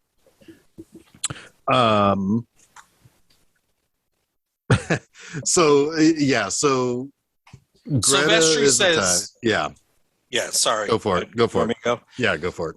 Greta's attacked and killed. Sylvester shows up on the scene. We don't know how he was alerted. It doesn't matter. There's a really cool looking shot of both women's face on the glass. Oh yeah, I like that. Yeah, it's really Put them on the glass. Yes. Yep. And Sylvester's like, oh, I thought for sure we had a sex maniac here, to bring Jeff's older point up about this movie. But Yep. we obviously now have to let all the men out. I mean, it could still be a sex maniac. It's Yes, it just not definitely any could. of those guys that they have already detained. No, you know what? There was never a woman's sex maniac, and there was never a man sex maniac that we didn't previously identify that could have been it. That's the I Italian guarantee. way. Yeah, I guarantee that guy's a sex maniac. Yeah. Yes. Yeah, I'm surprised it's not Sylvester.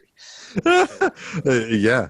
But they have to release all the men, to which Cameron Mitchell goes home again. And Oh, I think I have a note for this. yeah. Is this when he opens up his little secret passageway? Yeah, go ahead. Yeah, it's behind a whole bookshelf of books. And I said, I knew Cameron Mitchell didn't read books. Yes. That's hilarious. So he comes home, he walks through the roomy place. There's some other cool shots of that set, which I fucking love that set. Every time they're there, I'm like at home in this movie almost. Oh, like where they're doing like like they're getting all the models ready, that room? Yes. Yeah. It's beautiful. And then he walks down the stairs. And this is a cool callback because when Peggy was detained, I kind of thought she was still in the building she was taken in. Nope. Yeah, she was there. Yeah, but she was in Cameron Mitchell's basement because the walk he does down the stairs is the same one the killer did earlier in the movie. And I think that's fucking brilliant. Mhm. Sorry, it's just cool stuff. And he goes down there, he's digging through the urn, or not the urn, the boiler, whatever you want to call it. What is that? The place where you burn shit. Furnace. The The furnace? incinerator. Furnace, incinerator. Yeah, one of those things. He's digging through it. And then Christiana comes up behind him. And she's like, hey, I burned everything when you got caught because I thought they might find it.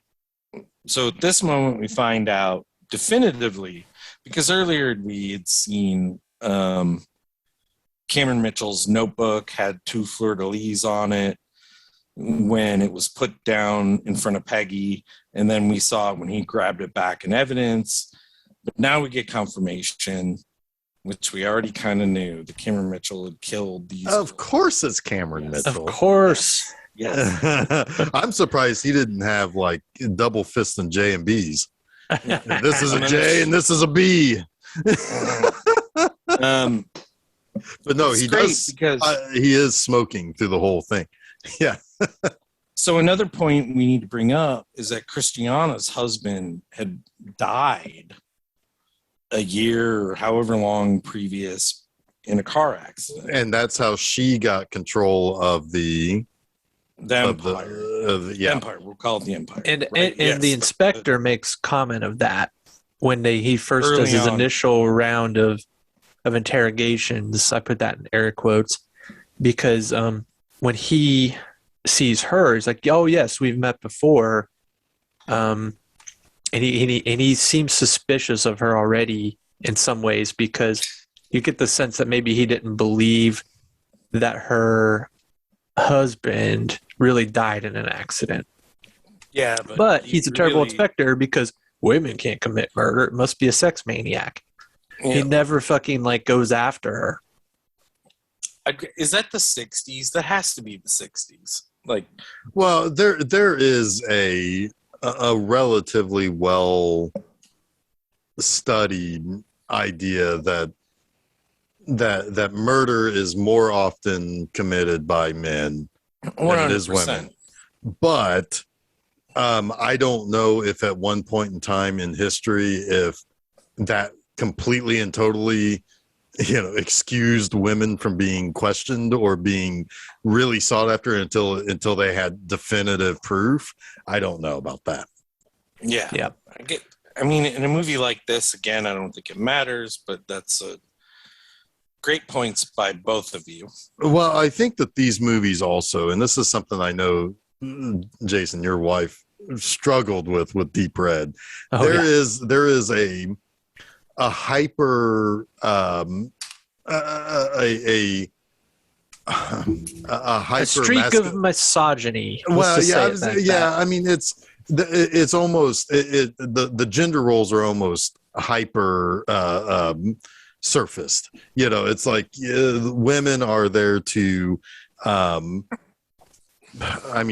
notice that they're all models in this. Yeah. It's like you don't see an ugly woman in this movie. Right. Yeah, and the men are all they all have a layer of scum on them, yeah, and they have no problem continuing to pile that scum onto them, and so there it is kind of a little bit of a I don't want to say it's a I don't want to 100% say that it's a trope or that it's a feature of these movies, but there tends to be very simplified gender roles that are played in these movies.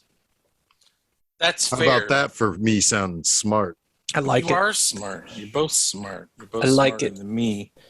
But No. I think this movie kind of at the end discounts that a little bit, right? Fair enough. Yeah. I mean, but those roles are kind of played to a point that becomes red herrings in and of themselves too. And also like Yeah. she's doing it all for a man, Yeah.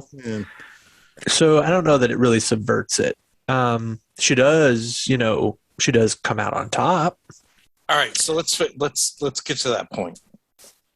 Right? So she comes down there, she tells him she knows he's been killing these women, and I don't think she knows this.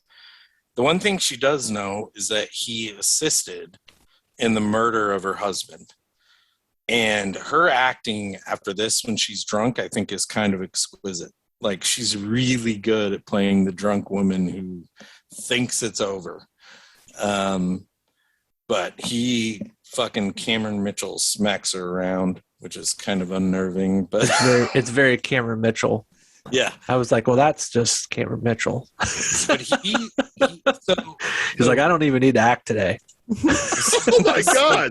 Allegedly, Allegedly. he said that. the summation. I've had enough J&B. The summation of this is he helped her kill her husband, and now he's killed 4 women to protect the knowledge that he helped her kill. Yeah. So His he killed Isabella And now- because Isabella's blackmailing them. And then he killed people because he didn't know And- what the and- fucking and- journal was. And Christian or whatever, she totally knew that she was on board for that. She was like, they both were like convincing each other that it was the right thing to do. Yes. And then it was like, okay, well now this stupid journal had to be found. That means we had to kill all these other people because we had to kill anyone that had any knowledge that could have read the journal. He kills and the one Christiana- person because they thought that she had it. And then they killed the next one because she did have it, but she had burned it. Right? But then from there, it's like, okay, now we got to look like there's a real maniac on the loose to cover up the motive. So that's why Greta gets bumped. Also, Yeah, no, Greta Greta, gets Greta bumped. gets bumped to create an alibi, right? Yes, because Cameron Mitchell's in jail. Right. So Or now prison. Cameron Mitchell is like, well, we gotta knock off Well, no, what they do. sexy spooky Well, Dao Li. but they set her up to be the killer To be the because killer. right, Right. and to kill and to appear to have killed herself. Yeah. Out of the guilt. Right.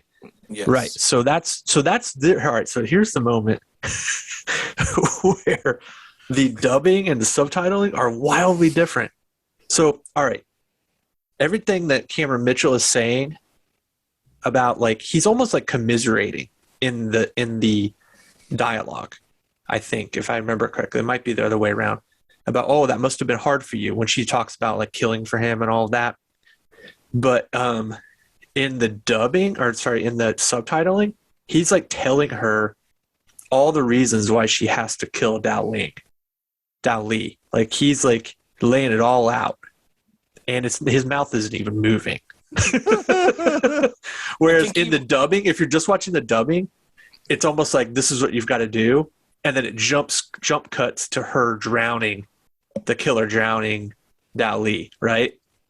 I think that's a bad cut. But it's all explained. It's all explained in the subtitling in that scene beforehand. So it's bizarre. It's so weird. Yeah, I think maybe some of that was voiceover that they just took out. It could have been. It's so bizarre. Yeah, like ADR stuff that was just didn't match the mouths, and they took it out.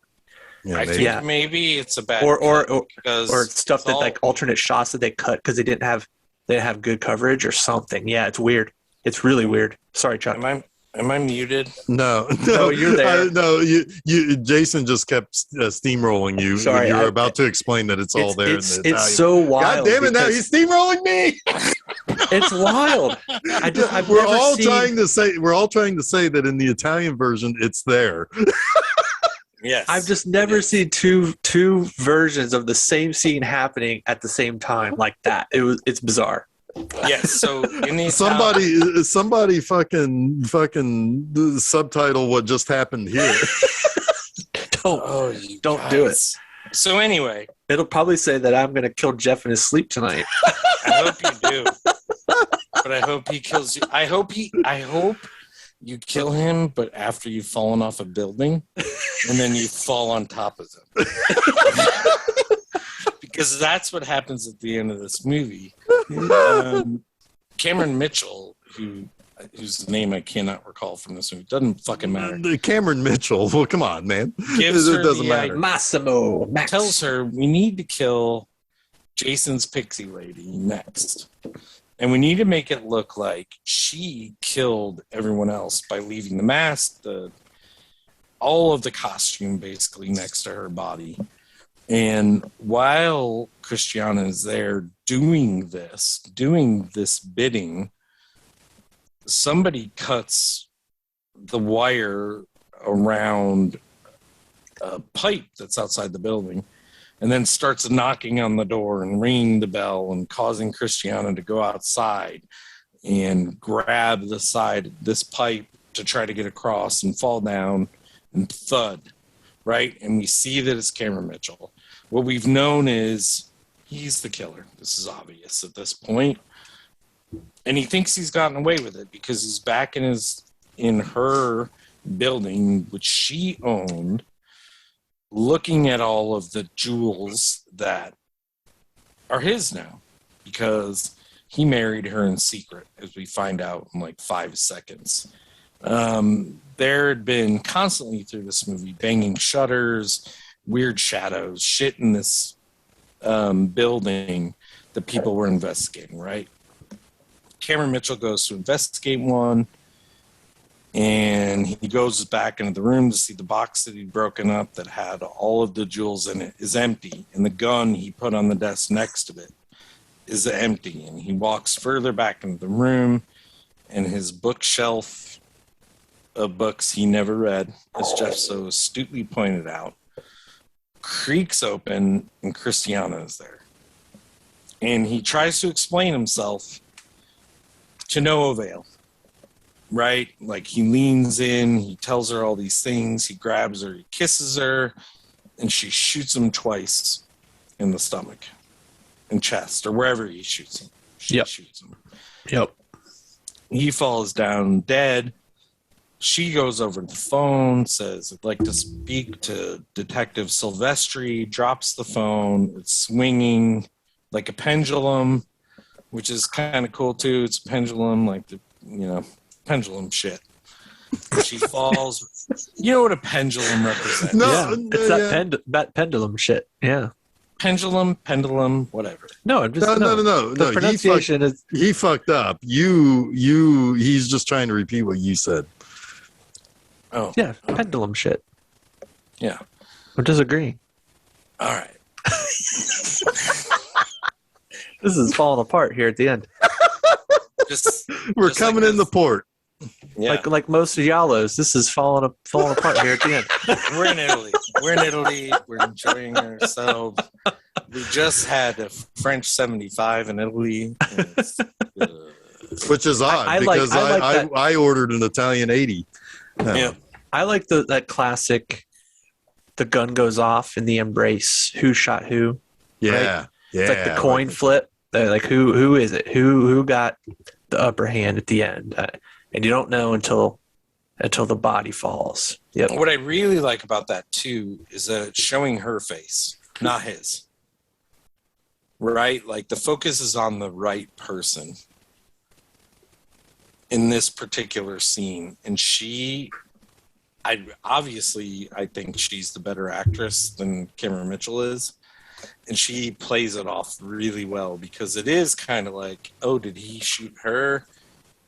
But if you were watching, you know that she had the gun. So That's not Ava Bartok, right? Yeah. Mm-hmm. Yeah.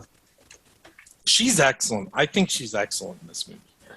I agree. She calls she's good. Silvestri and falls on Cameron Mitchell's body, and that's it. Wow, this is her last movie.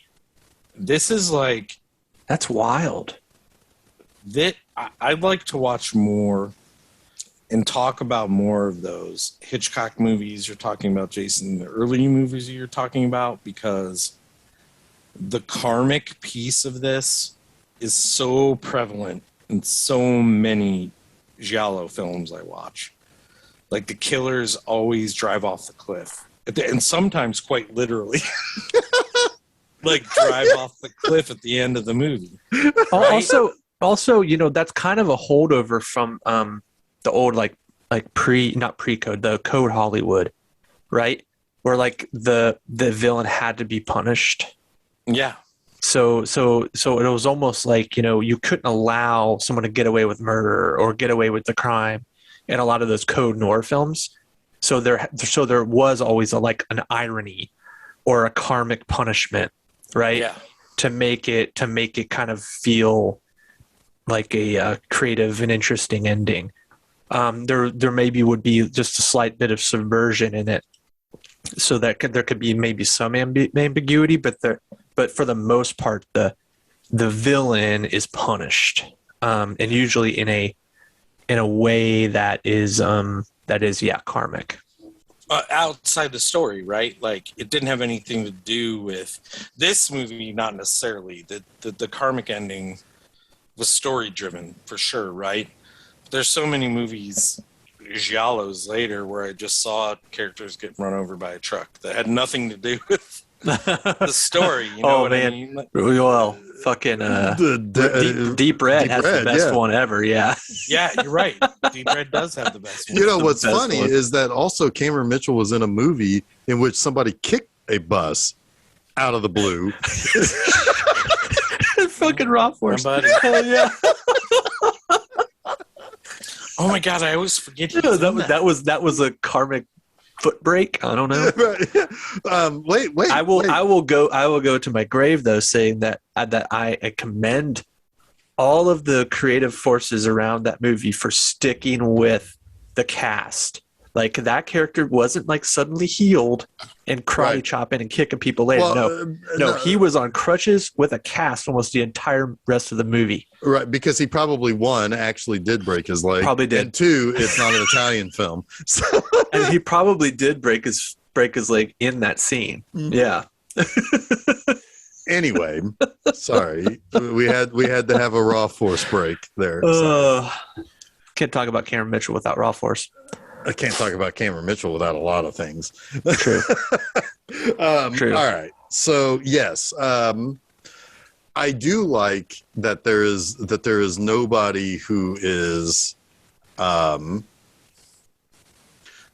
like that nobody got away with this.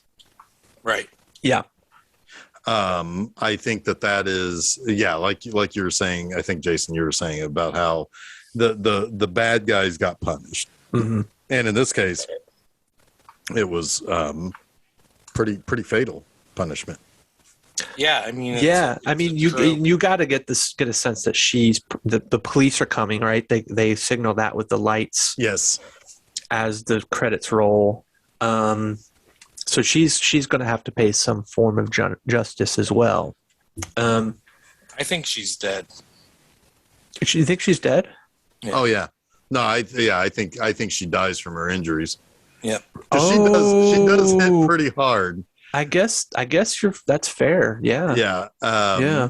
No, yeah. I guess I mean, never really thought of that, but yeah, you're probably She's right. dead. She's Yeah, not doing so well. Yeah. Nope. no, yeah.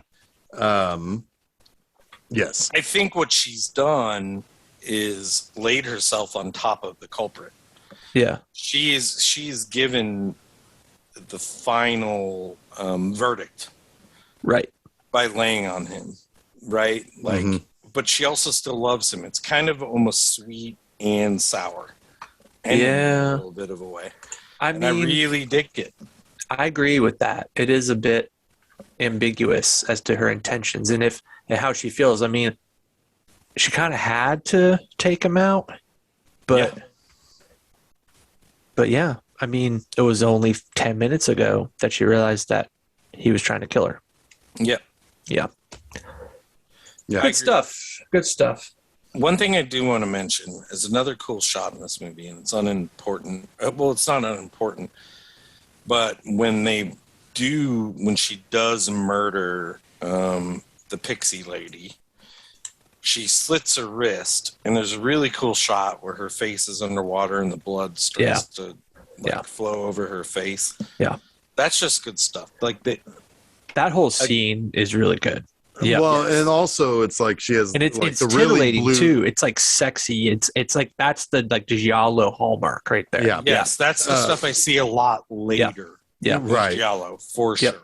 And she's got like the really blue eyes. She's got red lipstick and red fingernail Yep. polish. It contrasts nicely against the white tub. Her Yep. pale skin, white Yep. underwear and stuff like that. So yeah, Yeah. it's that's good use of color. For sure. It's what made that's kind of shit that made Giallo a phenomenon and also a controversy. Mhm. A scene like that. And this movie is very, and I know it's the early 60s, but It's mid 60s. 64, I guess. Yeah, mid 60s, 63, 64, whatever year it was. I thought it was It's- 65, but okay. I think No, it's 64. 64. It's 64. Even so, the Giallo people of the late 60s took this to another level. Oh, with totally. graphic violence, total nudity, like very depraved stuff. And I like it, but I kind of really prefer this tame version of the Giallo, like where, and I think that's what Argento picked up on Yeah. in 70, was like, let's leave out all this really graphic stuff. Let's make kind of an intriguing story and have a little gore. You don't have to have a bunch of nude women getting their throats slit, excuse me. I mean, Which was Argento kind of a was hallmark not too. above nude women, but yes. No, he wasn't, but he was also more tactful than a lot of what I've seen. Like, Yeah, maybe not as salacious. yeah, Yeah. I don't know. I definitely, when you get into some of like the Umberto Lenzi stuff, some of the Martino stuff, they're definitely going for big time nudity and shock. Yeah. But I also see in Martino a lot of love for Bava. Bava's. Oh yeah. Stuff is very stylish. Everyone was chasing Bava, in my opinion. Yeah. Well, not Fulci. I mean, they're exceptions. I don't know that Fulci really made that many true Giallos, though.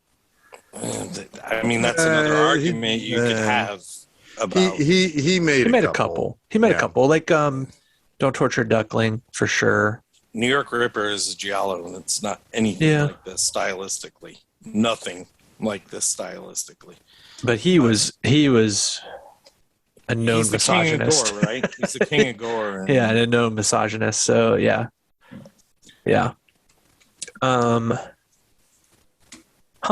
Well, that was fun. This is a good pick. It's a fun one to talk about.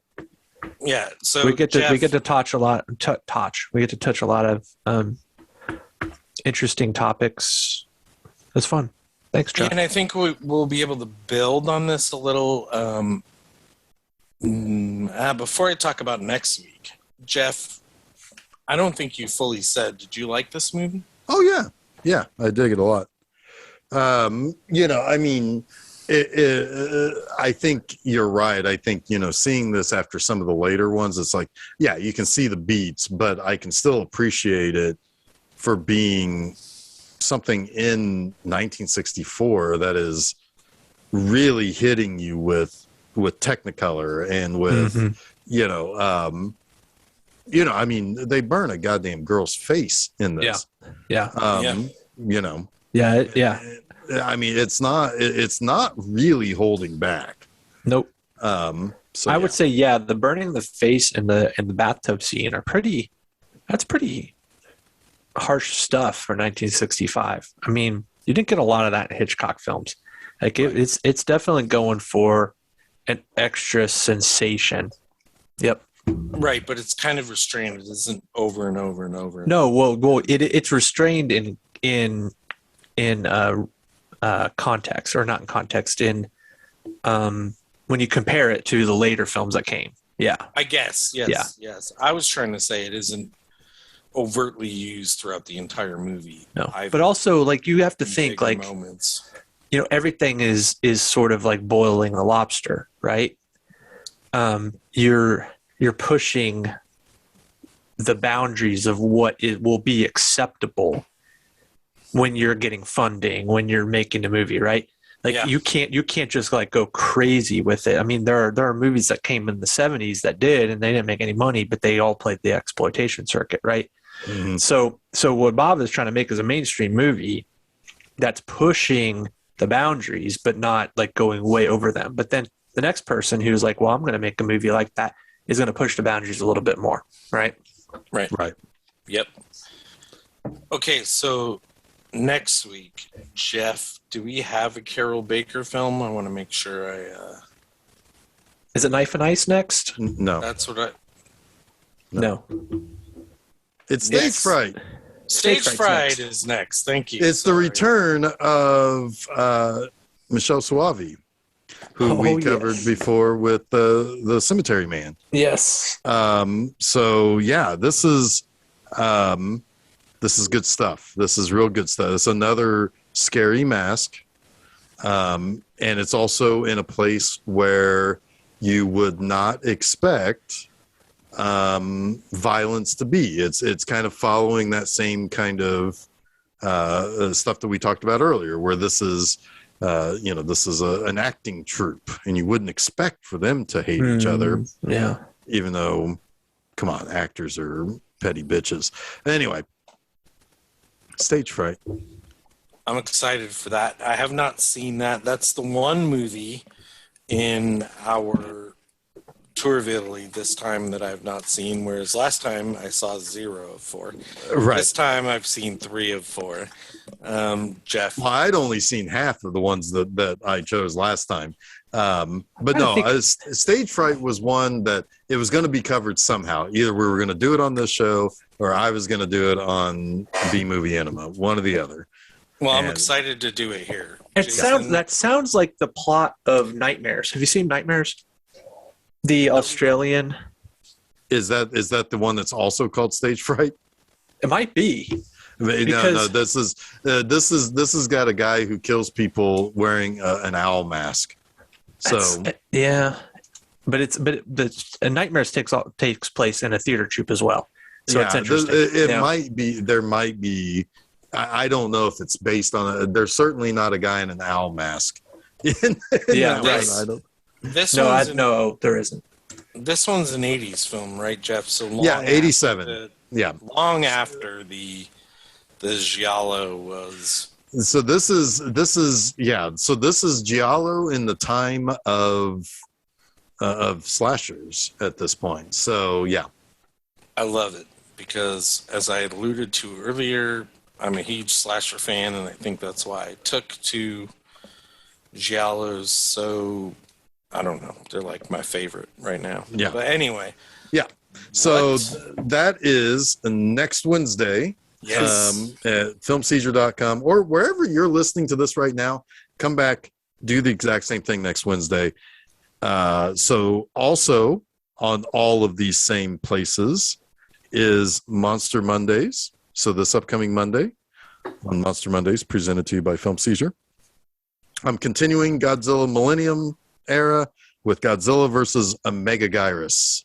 And Megagyrus is that was a movie that before I watched it again for this, I thought, I don't think I like this movie. And then I think I like it a lot more now.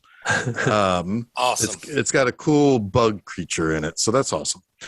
This Friday, if you go over to my website, bmovieenema.com, it's the beginning of Andy Sedaris month. Oh, that's right. I have long underrepresented Uncle Andy, and it is time for him to shine. And our first entry is the third in his Bullets, Bombs, and Babes, or whatever that series is called, the Triple B series. Picasso Trigger. Picasso Trigger. Is that he's a Picasso with a gun? Well, kind of deal? You'll just have to read and find out what the Picasso Trigger is. Okay. Because it's a surprise. Okay. Anyway, so that is this Friday. So yeah, that's at bmovieenema.com. Film Seizure, you can follow on Facebook, Twitter, and Instagram. You can also follow bmovieenema on Facebook and Twitter. So we are here now in the beautiful in the beautiful country of Italy, where we are enjoying our cappuccinos in outdoor cafes, and we're talking Italian movies. We're going to be doing that all month. But until next week, I am Jeff Arbuckle. And Chuck is probably muted. Yeah, It's Chuck is me, muted. Chuckio. Oh, man. And I'm Jason Oliver, and you've been listening to Film Seizure.